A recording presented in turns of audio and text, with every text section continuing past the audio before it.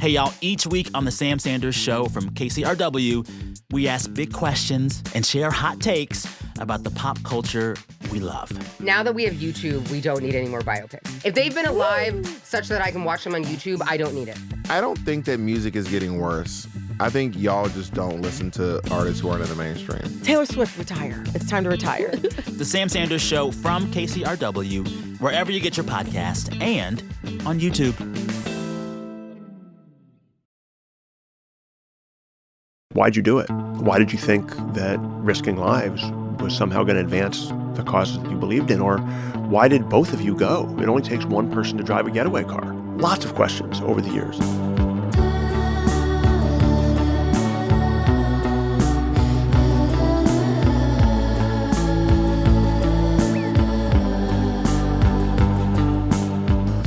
You're listening to Life in 7 Songs. From the San Francisco Standard, I'm your host, Sophie Behrman. Joining us on the show this week is Chesa Boudin, a lawyer whose professional life has been nearly as tumultuous as his upbringing. One day when he was just an infant, Chesa's parents, members of the Weather Underground, the radical group behind several infamous acts of political violence, left him with a babysitter so they could take part in an armored bank truck robbery. They were convicted of felony murder and robbery, and they never came home. So Chesa was raised by family friends. Chesa would go on to become a public defender and then San Francisco district attorney, though less than 3 years into his term, voters removed him from office in a recall that made national headlines. Chesa Boudin, thank you for joining us. Great to be with you, Sophie. I remember covering your recall as a journalist, and I couldn't help but wonder, outside of the politics of it all and the daily news cycle, like, how were you doing? You know, it was a pretty remarkably intense couple of years for me and for my family, and the recall was just one part of that. Just to give you kind of a condensed chronology, spent all of 2019 campaigning, got married at the very end of 2019, just about 10 days after winning the election, took office in early 2020. COVID shuts all of our lives down 2 months later. My first child was born in 2021, about a year and a half after I took office. My father was released from prison after 40 years, thanks to executive clemency, a couple of months after that. My mother died of a 7-year battle with cancer 7 months after that. And I was recalled from office almost a month exactly after my mother's death. So it was a challenging couple of years, a lot of upsides, a lot of downsides, a steep learning curve, and a period that made me really appreciate the people closest to me. I want to go back in time a fair bit. Can you describe your childhood? I was born on the Upper West Side of Manhattan, not far from Columbia University. And though I had no way of knowing when I was born there that, you know, my parents were living on the run, that they had false identities, that they were wanted by law enforcement, you know, like any other infant, I did the things infants do. I was breastfeeding and I was, you know, learning to sit up on my own. And the daily routine was that my parents would drop me at a nanny's house. It was a nanny share with another kid. His parents were friends with my parents from their prenatal class. She was Dominican. We'd listen to bachata and we'd eat fried plantains, even though our parents didn't really want us eating solids quite yet. And, you know, they'd come pick us up at the end of the day. But one day, my parents didn't come to get me.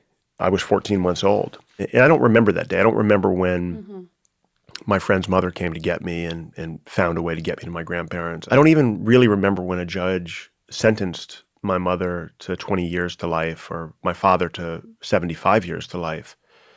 My earliest memories of that period are actually waiting in line to go through metal detectors and steel gates to visit my parents, to just be able to give them a hug. And actually, when they were initially in custody, we weren't allowed any contact. And we had to go to federal court and file a lawsuit just to be able to have contact visits.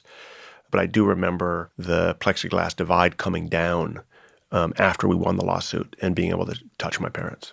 And I'm realizing now it might be useful here for the listener just to be explicit about what happened. So your parents were participants in the 1981 attempted robbery of an armored money truck. They were the getaway drivers. And in the course of the robbery, 3 people were shot and killed, 2 policemen and a Brinks guard. So, and I want to be clear, neither of your parents fired a shot, but they were convicted on charges of felony murder and robbery. And you were just a baby. I mean, what kind of impact does going from nursing and seeing your parents every day to all of a sudden not seeing them have on a 14-month-old? It's devastating. It's traumatic. I was just starting to talk around that time. I stopped talking entirely. I demonstrated a lot of other signs of extreme stress. And it took about 6 weeks before they figured out a long-term plan for me. Technically, legal guardianship was transferred to Bill Ayers and Bernadine Dorn. And I first moved in with Bill and Bernadine and my older brothers, Malik and Zaid. Malik was only about 7 months older than me. And Malik said, Chesa can't have my ball. Chesa can't have my pants. And Chesa can't have my mommy. And of course, now he lives in the East Bay. Our kids are great friends. And that was the beginning of a beautiful brotherhood and friendship. But it was challenging. A little bit later, your adoptive family moves across the country. How did that distance being further from your biological parents impact you? And what song helped bridge the gap between you and your biological parents in New York? Yeah, so in 1987, my adoptive family moves to Chicago. I remember vividly driving across the country and not wanting to move away from my friends, not wanting to move away from the kind of ease of access to regular prison visits. As we drove across the country from New York to Chicago for that move in 1987, I was absolutely obsessed with one cassette tape. That was the soundtrack to a Broadway musical called Big River. And it was the sort of Huck Finn story. I think many of the themes of that play, of Huck Finn being something of an orphan, having foster parents, being out of sync politically and culturally with the dominant culture around him. And so, I listened to that entire album over and over again, but there was one song called Worlds Apart that I loved. I see the same stars through my window. You see through yours, but we're worlds apart. Worlds apart. I see the same skies through brown eyes. When my parents would call me from prison and say, hey, can you look out your window? Do you see the moon? I'm looking at the same moon right now. And it was a way that we would try to feel connected, even from the distance that incarceration and our move to Chicago created. The image you paint of being on the phone and, picture, your parents looking out whatever window they had access to and you in Chicago, it's very moving and a little painful to sort of imagine that. That was my childhood. And I'm sure your understanding of what happened and their crime and their role in it evolved as you aged. I mean, at 7, 8, it must have been different than when you were older. But how did you understand and conceive of their crime and your story? Definitely evolved. I think it still evolves. And I experienced things that are very, very common amongst children whose parents are incarcerated. A sense of stigma, a sense of shame, a sense of guilt that it was somehow my fault. And I would say things like, if only I'd been more lovable, maybe they wouldn't have risked losing me. This sense that somehow I should have been or done differently to prevent this tragedy.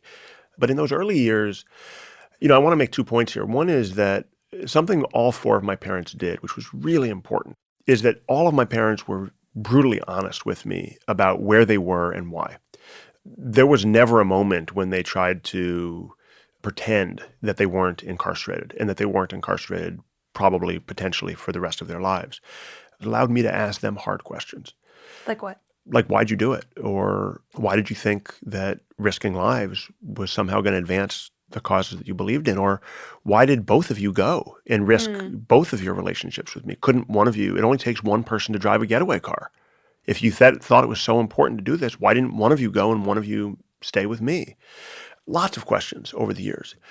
And they would always answer me honestly, but as I got older, we could have a more detailed and nuanced conversation. And they tried to frame their goals for me when I was really little as sort of like Robin Hood. They were trying to steal from the rich to give to the poor. This wasn't about them getting money. This was about getting money for a political organization that was doing Black liberation political work. And that is, in fact, true. They weren't going to get any money. Obviously, the context is more complicated than Robin Hood. And as I got older, I pushed and probed and asked more questions, and they answered to the best of their ability. And the other thing that is important to remember is my parents, like all people, were not static. They were growing and changing and coming to terms with the harm they'd caused in ways that allowed them to be, I think, more sophisticated and nuanced and honest and emotional in their conversations with me and with others about the harm that they'd caused. Tell me about some of the other things you would do with your parents in the visiting rooms. In my mom's prison in particular, I mean, I should say there's a massive difference between each individual prison. And overwhelmingly, the men's prisons had visiting rooms that were pretty hostile to children, which is one of the reasons why I mostly would do overnight visits with my dad. I would see him less frequently, but the quality of those visits was really high. And my mother's visits throughout my childhood were day visits, but we had the benefit of the Children's Center where we would do arts and crafts and we could have story time and we could cuddle up with stuffed animals. And every year we would do a kind of an annual talent show. And I remember one year my mom and I agreed to do a kind of a musical performance together, which was ill-advised because I really can't sing. And my mom she used to play guitar and she can sing pretty well, could sing pretty well. But the song that I picked for us to sing was Tracy Chapman, Fast Car. You get a fast car. I want a ticket to anywhere. Maybe we make a deal. Maybe together we can get somewhere. Any place is better. Starting from zero, got nothing to lose. Maybe we'll make something. Me, myself, I got nothing to prove. The reason that song, I think, really resonated for me and why I wanted to perform it in that space with my mom was because it was a moment when I was starting to come to terms with who the other women in her prison were. And I would often ask, oh, that friend of yours, Claudia, or that friend of yours, Cheryl, or, that friend of yours, Ines, what are they here for? And it wasn't always an appropriate question to ask. But one of the things that I learned in that period at the age of 8 or 9, as I was getting to know these other women and their stories, was that the vast majority of incarcerated women have been victims of violence, of sex trafficking, of domestic abuse, of sexual assault, have been homeless. And Tracy Chapman's Fast Car is a song that's really about trying to escape from abuse. And so I wanted to perform it with my mom for the other women and families in the prison setting. Jumping ahead a bit to the end of high school, you decided to take a gap year. How come? I was planning on going straight off to college. My two mothers teamed up on me and said, absolutely not, don't do that. You've earned this year, take a gap year. They really incentivized me. They just said, go take the time. And so I did. I spent a big chunk of that year in Central America studying Spanish and living in a very rural town. I was pretty remote and cut off from anybody I knew. And that was the design, to learn Spanish, and it worked. But I was still thinking about my family. And, I had a Walkman, and I had mixtapes that I'd made before I left for the trip, and I would listen to those. This was sort of the hip-hop era. I grew up in a generation where hip-hop was, the rage, and Tupac was one of the most famous, successful artists. I had a particular kind of affiliation with Tupac because his stepfather, Matula Shakur, was serving a life sentence in relationship to the same crime my parents were incarcerated for. I didn't know him personally, but I knew this connection. Mm-hmm. And when I heard his song, Dear Mama, which was kind of an ode to his mother, it really resonated with me. I gotta thank the Lord that you made me. There are no words that can express how I feel. You never kept a secret, always stayed real. And I appreciate how you raised me and all the extra love that you gave me. I wish I could take. And during my time in Guatemala, I actually, in my journal, rewrote the lyrics to things that were appropriate for my relationship with my mom, her history, our situation, but to the same rhythm, the same tune, the same rhyme. And most of the words didn't need to change, which was part of why the song spoke to me.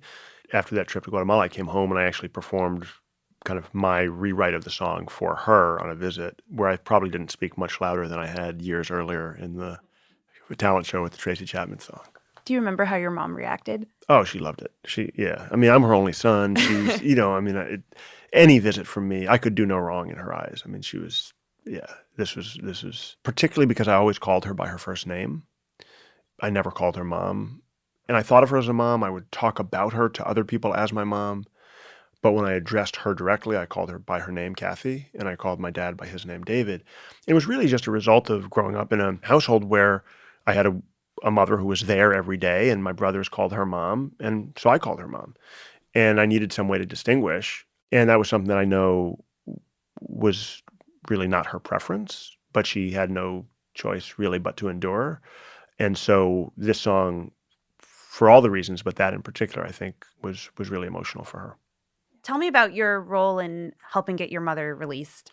My mother went up for parole for the first time 20 years after her arrest. I was studying abroad in Chile at the time, and I remember being in Chile, getting the news. Wasn't really unexpected. I mean, you always hope, but we also were prepared. At that time, basically nobody got parole their first time, no matter what their prison record was. And so I remember coming back the following year for my senior year at Yale, and I decided to throw myself into her parole campaign, and summer of 2003 was going to be the next time. And so we had a website that we built, and we had a letter writing campaign, and I got the dean of Yale College to write a letter in support, and got to know one of the victims of my parents' crime really well, who ended up writing a letter supporting my mom's release. And I was with my brother, Malik, and we got a phone call saying that they just granted my mom parole. And we didn't know when she was going to physically get out, but we knew that she'd be getting out at that point. And that was August of 2003, right before my 23rd birthday. I can only imagine the feeling when your mother was finally paroled. What did you do with her after that? It was sort of odd timing. The day she physically got released from prison, I was actually in my dad's prison on one of those overnight visits. When one of the other men who was in an adjoining trailer came running over and said, "Hey, Dave, I just heard on the radio, like, your wife got out." It was kind of surreal not to be able to physically be waiting outside her prison for her. But if I was going to be anywhere else, it was the right place to be able to have that moment with my dad. Is there a song that reminds you of your mom finally getting out? If I had to pick a song that kind of brings me back to that moment when my mom was released, it'd be Nina Simone, "I Wish I Knew How It Would Feel to Be Free." I wish I knew how it would feel to be free. I wish I could break all the chains holding me. I wish I could say. Did she love that song then? She loved it, and it's one of the songs that my mom and dad listened to while she was in labor with me. It's a song that we listened to many times around her release in 2003.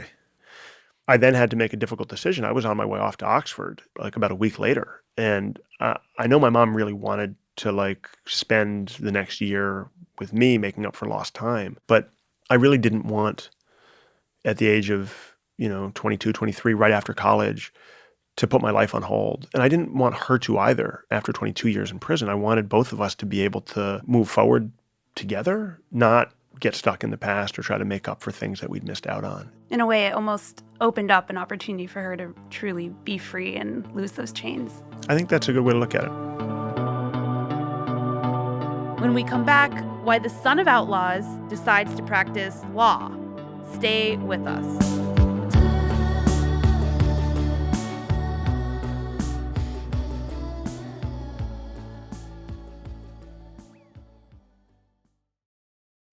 Hey everyone, I want to recommend a podcast. Hard Knocks is a show about resilience, self-discovery, and finding meaning after chaos, hosted by Amanda Knox. Each week, Amanda sits down with fascinating guests, writers, thinkers, artists, to explore how we learn, grow, and rebuild ourselves after life knocks us down. Amanda brings humor, honesty, and hard-earned perspective to every conversation, drawing on her own experience of being wrongfully convicted and rebuilding her life. Amanda was a guest on Life in 7 Songs in one of our most moving episodes, opening up about how music became a lifeline during her years of wrongful imprisonment.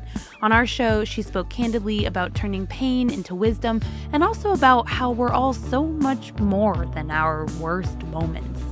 If you liked that episode, you'll love her show, available wherever you listen to podcasts. I'm Jesse Alejandro Cottrell. And I'm Emily Dreyfus, and this is Pacific Standard Time. We have stories from all over the state of California, all the big battles that are happening here. Prop 50, housing affordability, tech, and immigration. And we're really excited to bring you the stories about how California is dealing with what it means to be alive in 2025. Subscribe to Pacific Standard Time, a new weekly show from the San Francisco Standard. We'll have new episodes every Wednesday starting November 19th, wherever you get your podcasts.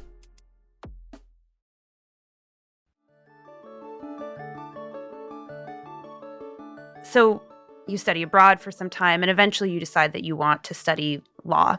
How come? You know, in some ways I tried to avoid it. I mean, maybe it was inevitable, but yeah, I mean, I come from a long line of lawyers.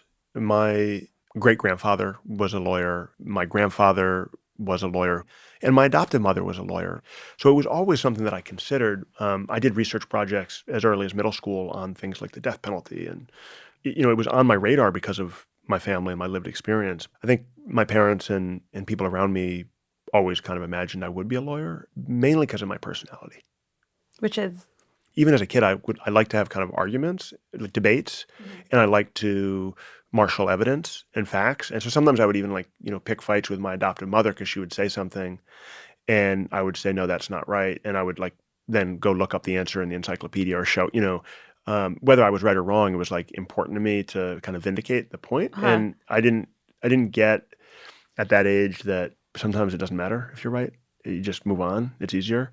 And so people always joked that I was going to be a litigator and they were right. You know, a lot of people look at me from the outside and they assume, that I've sort of had a 10-year plan my whole life. But of course, if you dig in, it's just obviously not true. I mean, if you want to be elected district attorney, the last thing you do is go become a public defender, right? When I was in college, a lot of my peers at Yale knew they wanted to go be an investment banker or a consultant or a teacher or a professor. And I never really had that vision for myself. I was really focused on trying to take advantage of what I felt like were really privileged opportunities available to me because of the contrast with my parents' incarceration. And there was a song around the time I graduated from college that really spoke to that. You know, as this song from a local kind of neighborhood hip-hop artist from the neighborhood I grew up in, Chicago, says, "Never look behind me or too far in front of me. The present is a gift, and I just want to be." This is Common. The song is B. It's the intro song to the album. The chosen one from the land of the frozen sun, where drunk nights can remember more than sober ones. Walk like warriors, we were never told to run. Explored the world to return to where my soul begun. Never looking back or too far in front of me. The present is a gift, and I just want to be. Is that still how you feel? You just want to be? Absolutely. A lot of the ways people think about the future, we can't predict. And when your parents spend as much time in cages as my parents did, it's really hard to take the present for granted. Do you remember going back to law school, being in a classroom and realizing oh, wow, I have a different perspective because of my life circumstances, or a professor, I don't know, giving a hypothetical and being I've experienced that. So day one of criminal law, which I took my first year in law school, it was a big lecture class, the biggest classroom at Yale Law School. On day one, the professor gives a hypothetical. Two people are walking down the street, and one of them says to the other one, "I'm going to rob this guy's chain," and the other one says, "Cool, rob his chain, whatever." And the first one pulls out a gun and shoots the guy and kills him. And the question is, the hypothetical is sort of, what can you charge the second guy with, the one that didn't have the gun and didn't shoot him? And I raised my hand and said felony murder, because that's what my parents were convicted of. It's a little-known legal doctrine in the U.S. that allows prosecutors to punish someone for murder, even if they didn't commit the murder. The professor was upset. He actually sort of jokingly said, "Get out of my class," because he wanted more suspense and drama. Uh-huh. He wanted people to say aiding and abetting or accessory, and I was like, "It's felony murder." And he was like, "You're not supposed to know that on day one." So I was I had those moments a lot in life where I put it out there and I wanted to educate people around me about the fact that this was a very common experience for people, that millions of kids had parents in prison. But, your parents, the work they were doing was outside the law, right? I mean, that's how they approach social change. And then your approach is very much within the system. I mean, is that something that came up for you guys, or I'm conceiving of it No, wrong? I mean, I think there's a joke that my brother's wives and my wife have about their in-laws being outlaws, right? I mean, Yeah. it's by definition, certainly my biological parents were operating outside the law. They committed a very serious crime and paid a very serious price for it. We all did. I was punished for their crime as well. My parents tried to change the system by tearing it down, and it's in many ways is the opposite of going to law school and being a lawyer, which is an inherently conservative profession. It's backward looking. It's based on precedent, but it's also a tool for change. So after law school, you become a public defender. And then much later in your career, you decide to run for district attorney of San Francisco. And you made your personal family story a major part of your campaign. Absolutely. I think it was one of the reasons I got elected is that people in San Francisco recognize the benefits of having someone in office who has a multifaceted perspective on the criminal legal system. I brought the decades of parental incarceration and experience with that. I brought the years of being a public defender. I brought the experience that many of us have at some point in our life of being a victim of crime. And all of that was a fresh perspective that San Franciscans wanted. So we didn't run away from it or pretend that I had a different background. I leaned into it and I campaigned on that perspective, helping me be more effective, frankly, than the traditional status quo approach at addressing deep-rooted public safety challenges. So you're elected, you give a victory speech. Let's listen to some of it. The movement must demand police accountability.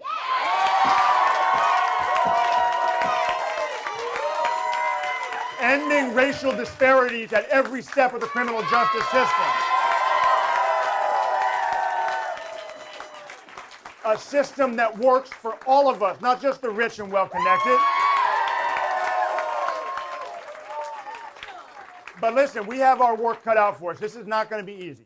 It's not going to be And you were right. It obviously wasn't easy. So in your mind, why do you think you were recalled fewer than 3 years later?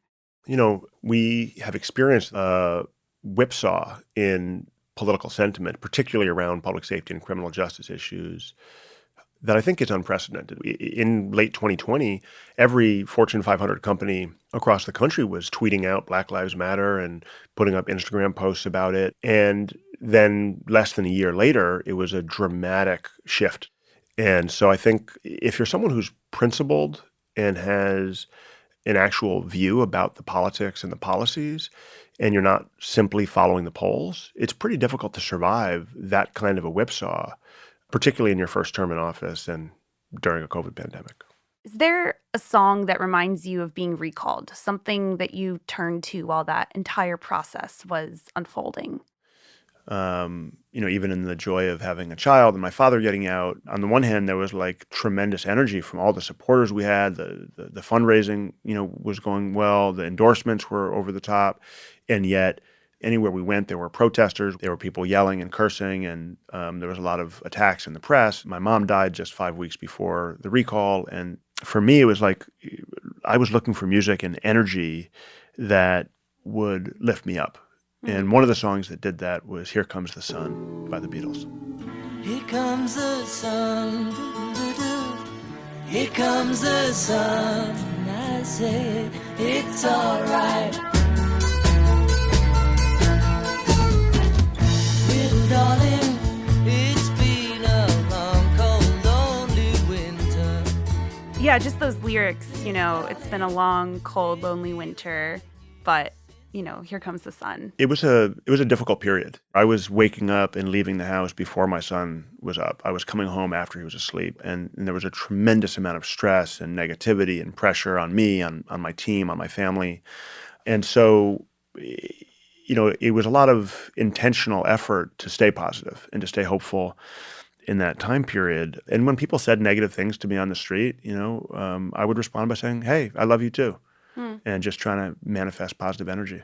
Is there anything you wish you'd done differently? And I mean personally, any feedback you've taken to heart? Are there things I wish I'd done differently? Of course. I wish that even despite COVID, I'd found ways to be more proactive about getting to know stakeholders in the community. I wish that, I'd found ways to get through to the individual police departments. The police command staff would never let me go visit the 10 precinct stations. And I think even though I tried dozens of times and made requests to go do that, I think I should have just done it. I think I should have just showed up. I mean, those are a couple of concrete ideas, but there's many, many other things in specific cases and hiring decisions. One that I heard a lot of people say, sort of a refrain after the recall, was there was this sense that people just felt unsafe, right? It was like the data didn't necessarily align with that. They just felt unsafe. And one thing I heard as a critique of you was that it didn't feel like you heard them. Instead of being like, I hear you, I know you feel that, and just saying that, there was some disconnect. Does that ring true at all, or do you push back against that? Well, yes and no. I mean, I definitely took and still take pride in trying to implement policies that are data-driven. And I think, we're living in a dangerous moment for democracy where people don't care about data and just care about feelings, because TikTok can tell us how to feel. And, that's a really dangerous thing. On the other hand, as an elected official, you have to hear what your constituents are feeling. And I do think that I was focused more on data, particularly in 2021, and could have and should have done a better job, regardless of the data, of hearing people who were saying they were in fear. It's a tricky balance. Yeah. I think that there are definitely times where I was too focused on the data. So are you disillusioned today? I am a glass half full kind of person. I'm an optimist.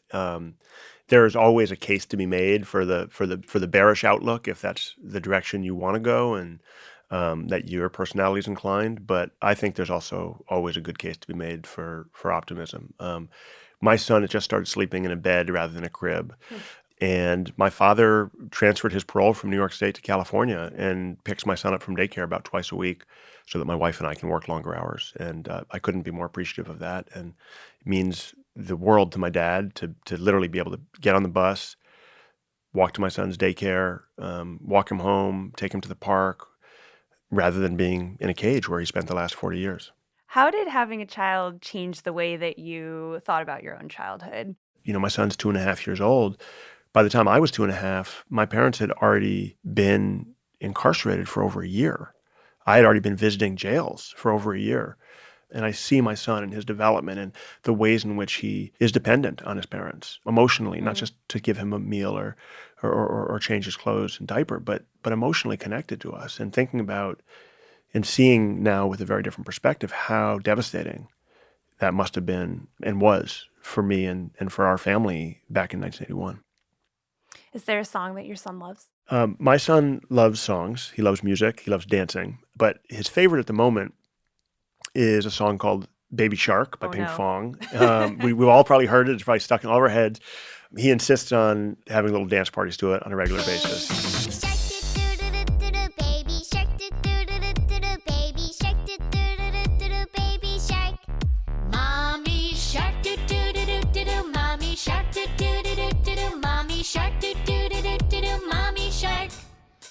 Two thoughts. Every parent listening is hating you right now. But and maybe I'm reading into it too much, but this song, it's like the nuclear family, right? I mean, you hear like every voice of, grandma and grandpa and mom. And in a way, your son got that. So far, so good. He has a lot of grandparents, and he has a really close relationship with all of them. And obviously, my mother died when he was pretty little, but he still recognizes her in photos, partly because we show them to him, and he calls her grandma and has a different name for each of his grandparents. And so he likes this song, not just because the music's catchy, not just because he likes sharks or the dance to it, but also, I think you're right, because it kind of calls out all the different members of the family. And, I'm trying to give my son the childhood and the love and the support that every kid deserves, and that all too many kids don't get. I had it in a weird way. I mean, I look back on my life and I think, of course, if there's anything I could do to undo the crime my parents committed, to prevent those 3 men from getting killed, those families who were carjacked from being traumatized, to prevent my parents from going to prison, of course I would want to go back and undo that. But I'm happy with my life and with my family and with where I've ended up. I'm less than a year into a new job as the founding executive director of a criminal law and justice center at University of California, Berkeley School of Law. And I love the job. I love the community I'm part of. I love helping to create opportunities for the next generation of scholars and judges, lawyers. I love being surrounded by people who do deep thinking. And I love the ability to have an impact on what I think we can all agree is a deeply dysfunctional criminal justice system with a longer-term horizon and less petty politics than when I was in government. So for now, my plan is to stick it out and build something great where I am. Still changing it from the inside, now starting with the next generation. Chesa Boudin, thank you so much. Thank you, Sophie.